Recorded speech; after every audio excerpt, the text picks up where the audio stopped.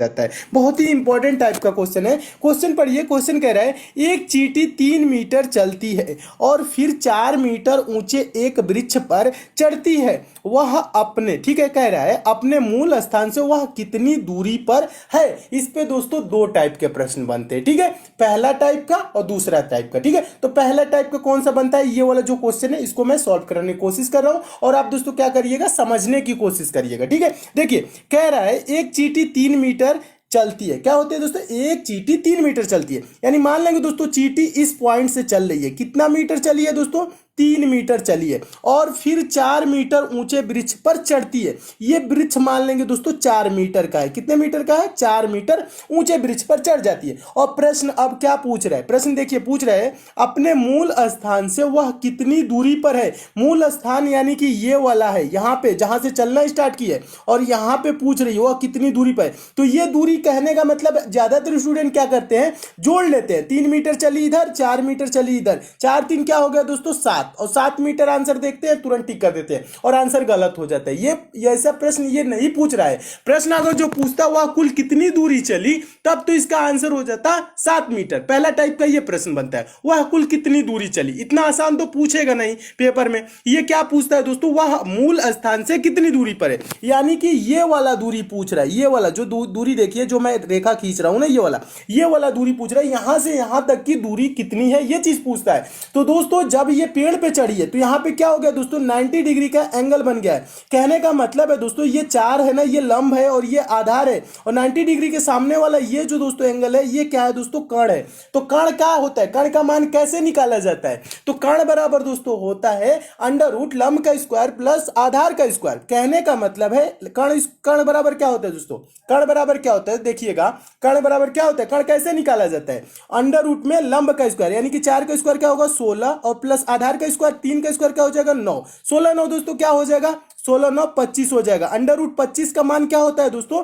25 का मान होता है 5। तो ये दूरी क्या हो जाएगी दोस्तों, 5 मीटर हो जाएगी। समझने की कोशिश कीजिएगा, ये दूरी क्या हो जाएगी दोस्तों, 5 मीटर हो जाएगी। और 5 मीटर किस ऑप्शन में दिया है, ऑप्शन नंबर पहले में दिया है। तो आपका ऑप्शन नंबर पहले क्या हो जाएगा, सही हो जाएगा। तो मैं उम्मीद करता हूं दोस्तों आप इस प्रश्न को अच्छे से समझ गए होंगे। एक बार और समझाने की कोशिश कर रहा हूं, समझिएगा। इसके लिए पेन उठाने की भी जरूरत नहीं होती है। कैसे सॉल्व किया जाता है, 3 मीटर चली है, फिर 4 मीटर ऊंचे वृक्ष पर चढ़ गई है और ये दूरी पूछ रहा है 3, ये 4। तो क्या करेंगे दोस्तों, 4 का स्क्वायर क्या होता है 16, 3 का स्क्वायर क्या होता है दोस्तों 9, 16 9 क्या होगा दोस्तों 25। इसको अंडर रूट में रख लेंगे, ठीक है। अंडर रूट 25 का वैल्यू क्या होता है दोस्तों 5, ठीक है। तो ये कर्ण इस ऐसे आ जाएगा, ये 5, यानी कि ये दूरी जो होगी दोस्तों यहां से यहां तक की ये 5 मीटर होगी। यानी कि चींटी दोस्तों मूल स्थान से वो कितनी दूरी पे है, तो 5 मीटर की दूरी पे है। और 5 मीटर ऑप्शन नंबर ए में दिया, तो आपका ऑप्शन नंबर ए दोस्तों क्या हो जाएगा, सही हो जाएगा। और इस टाइप के दोस्तों हमेशा प्रश्न पूछे जाते हैं। तो मैं उम्मीद करता हूं दोस्तों इस प्रश्न को आप बहुत ही अच्छे तरीके से समझ गए होंगे। अगला क्वेश्चन देखिएगा, दूसरा क्वेश्चन है।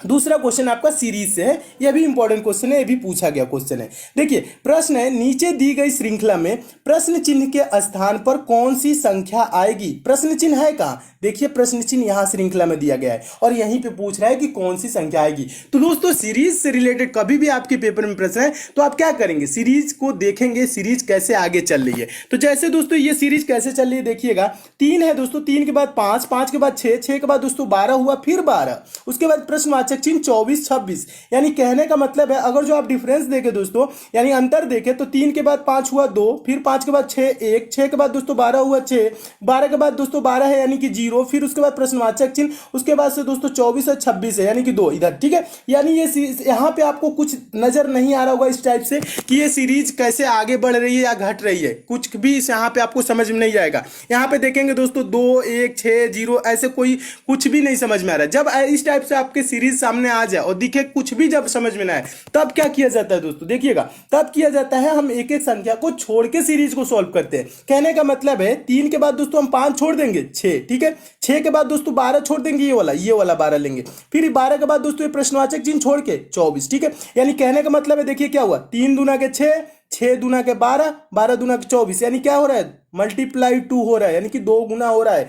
3 दूना के 6, 6 दूना के 12, 12 दूना के 24, ठीक है। अब देखिए अब क्या करेंगे, दूसरा है जो बचा है बीच वाला, उसे हम लेके चलेंगे। कहने का मतलब है 5 के बाद दोस्तों 12 हुआ, यानी क्या हुआ है दोस्तों, 5 के बाद 12, यानी कि यहाँ पे मल्टीप्लाई नहीं हो रहा है, जुड़ा है। कितना जुड़ा है दोस्तों, 5 में 7 जोड़ेंगे तो 12 हो जाएगा, यानी 7 जुड़ा है। 12 के बाद दोस्तों क्या होगा, इसमें भी 7 अगर जो जोड़ दे तो यहाँ पे दोस्तों क्या हो जाएगा, 19 हो जाएगा। और 19 के बाद दोस्तों 7 जोड़ दे तो क्या हो जाएगा दोस्तों, 26 हो जाएगा। और 26 यहाँ पे दिया हुआ है, तो यहाँ पे प्रश्नवाचक चिन्ह पे भरी जाने वाली संख्या क्या हो जाएगी, 19 हो जाएगा। और 19 किस ऑप्शन में दिया है, तो ऑप्शन नंबर पहले में दिया है, तो आपका ऑप्शन नंबर पहले दोस्तों क्या हो जाएगा, सही हो जाएगा। तो इस टाइप से सीरीज आपको एकदम अच्छे से समझ में आ गई होगी, और ये सीरीज कैसे चली है पूरा आपको क्लियर हो गया होगा। तो मैं उम्मीद करता हूं दोस्तों आप इस प्रश्न को बहुत ही अच्छे तरीके से समझ गए होंगे। क्या किया जाता है दोस्तों, जब सीरीज ना समझ में आए तो एक एक संख्या को छोड़ के सॉल्व किया जाता है, तब सीरीज समझ में आने लगती है, ठीक है। और इसका आंसर क्या हो जाएगा, 19।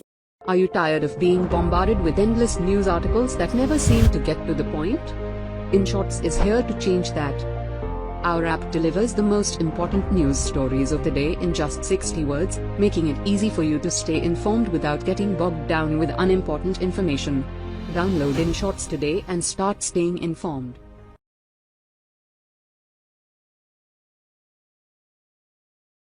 Last-minute travel plans? Now book Tatkal tickets on the Ixigo Trains app. Download now. हो जाएगा। नेक्स्ट क्वेश्चन देखिएगा, तीसरा क्वेश्चन। और दोस्तों मैं आपको बता दूं, प्रश्न सॉल्व करने से पहले क्या किया करिए, वीडियो को पॉज कर दिया करिए, अपने आप से भी सॉल्व करने की कोशिश किया करिए, ठीक है। अपने आप से सॉल्व करने की कोशिश करेंगे तो आपके अंदर सोचने समझने की शक्ति विकसित होगी, तो आप पेपर में क्या होगा, आपको हिचकिचाहट नहीं होगी, हेजिटेशन नहीं होगी, आप प्रश्नों को पेपर में भी अच्छे से सॉल्व करने लगेंगे। तो अपने आप से भी सॉल्व करने की कोशिश किया करिए, बुक से भी प्रैक्टिस किया करिए, ठीक है। देखिए तीसरा क्वेश्चन बहुत ही इंपॉर्टेंट है, और आपको प्रश्न दोस्तों अच्छे लग रहे हैं तो वीडियो को अभी लाइक कर दीजिए, और ज्यादा से ज्यादा आप दोस्तों शेयर किया करिए। लाइक शेयर करते हैं तो दोस्तों हमें मोटिवेशन मिलता है कि आपको वीडियो पसंद आ रही है। और किसी टॉपिक में आप विशेष रूप से कमजोर है तो उस टॉपिक का नाम यानी चैप्टर का नाम भी कमेंट कर देंगे, तो वो भी चैप्टर में बहुत जल्द कंप्लीट करा दूंगा, ठीक है। देखिए तीसरा क्वेश्चन है, नीचे दी गई प्रश्न का सही वेन आरेख बताएं। वेन डायग्राम बनाना है, किसका, घोड़ा बंदर बाघ, ठीक है दोस्तों। वेन डायग्राम से रिलेटेड आपके पेपर में कभी भी प्रश्न आएगा तो आपको ये करना क्या होता है, वेन डायग्राम से रिलेटेड जो शब्द दिए जाते हैं यानी जिसके बीच आपको वेन डायग्राम बनाना होता है, जैसे इसमें घोड़ा दिया है, बंदर दिया है, बाघ, इसके बीच दोस्तों हम देखते हैं कि संबंध कैसा है, एक दूसरे के बीच ये एक दूसरे से कैसे संबंधित है, बस ये चीज पता लगा लेंगे तो इसका आंसर भी आप दे लेंगे, ठीक है। तो देखिए घोड़ा क्या होता है दोस्तों, बंदर क्या होता है, बाघ क्या होता है। देखिए और ज्यादातर स्टूडेंट क्या सोचते हैं, देखिए बड़ा छोटा सोचने लगते हैं, यानी कि घोड़ा बड़ा होता है उसके अंदर क्या कर लेते हैं दोस्तों, बाघ को कर लेते हैं, उसके बाद बंदर कर लेते हैं, ऐसे वेन डायग्राम नहीं। ये आपको बड़ा छोटा नहीं पूछ रहा है, वेन आरेख पूछ रहा है, यानी कि वेन डायग्राम पूछ रहा है, यानी इसके बीच संबंध पूछ रहा है, तो इसका इमेज ऐसे नहीं होगा, ऐसे गलत हो जाएगा। देखिए ये घोड़ा क्या होता है, बंदर क्या होता है, बाघ क्या होता है। घोड़ा दोस्तों एक जानवर होता है, बंदर भी एक जानवर होता है, और बाघ भी क्या होता है दोस्तों, एक जानवर होता है, ठीक है। और ये सब अलग अलग होते हैं, इनमें किसी प्रकार का रिलेशन नहीं होता है, यानी संबंध नहीं होता है। तो एक देखिए सर्कल कैसे बनाएंगे, और इसको सर्कल से प्रदर्शित किया जाता है। तो एक घोड़ा का सर्कल हो जाएगा, फिर एक बंदर का सर्कल हो जाएगा, और एक बाघ का सर्कल हो जाएगा, यानी अलग अलग इसका सर्कल हो जाएगा, ठीक है।